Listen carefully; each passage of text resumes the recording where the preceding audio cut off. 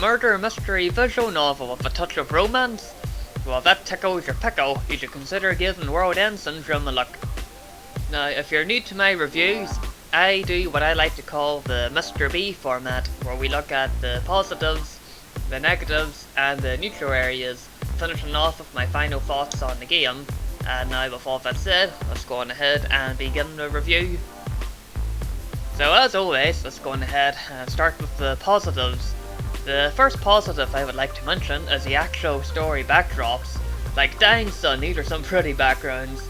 Now, it might just be because of the game engine that the game is using, but flip me, they certainly did a good job with the backgrounds. Your next positive here is the game replayability. Now, since it's a VN, well, obviously you've got your character roots and all that to work with, so of course if you want to see the full story, of course you'd play it again. But aside from that, in game, right, you've got these here missions to work with. Now, a few of them will more than likely come during progression of the story, whilst some would certainly be a wee bit tricky to come across. So if you fancy the odd quiz here and there, or just searching locations for stuff, then you will certainly enjoy these here missions. Same as collecting collectibles too, character interactions and all of that. The next positive here is the soundtrack. Good gravy lads, the soundtrack is brilliant.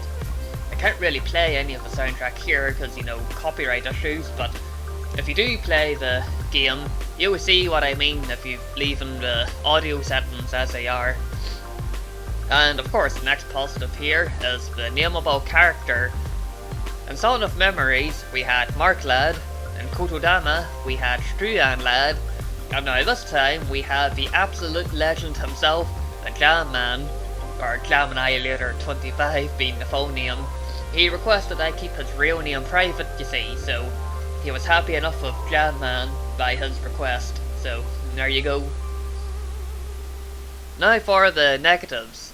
So, the first negative I want to point out, well, it's more of a neutral area than a negative, but this would really depend on person to person, I feel, so I'm just pointing that out before we continue on. So, two of the routes are a tad weird.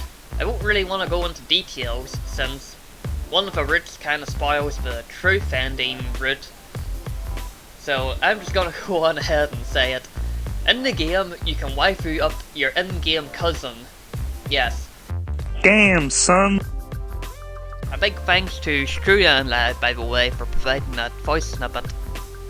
Now, I'm not one to judge, but I just thought that was a tad weird. But if you're fine with it, well, work away.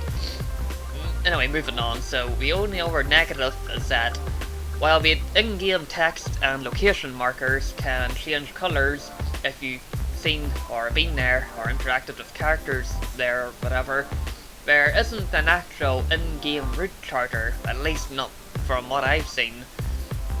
And considering the different locations, different character interactions, time of day you can visit said locations and characters, things can get a wee bit tricky if you're planning to do the trophy cleanup, or just seeing our cutscenes that you might not have seen yet.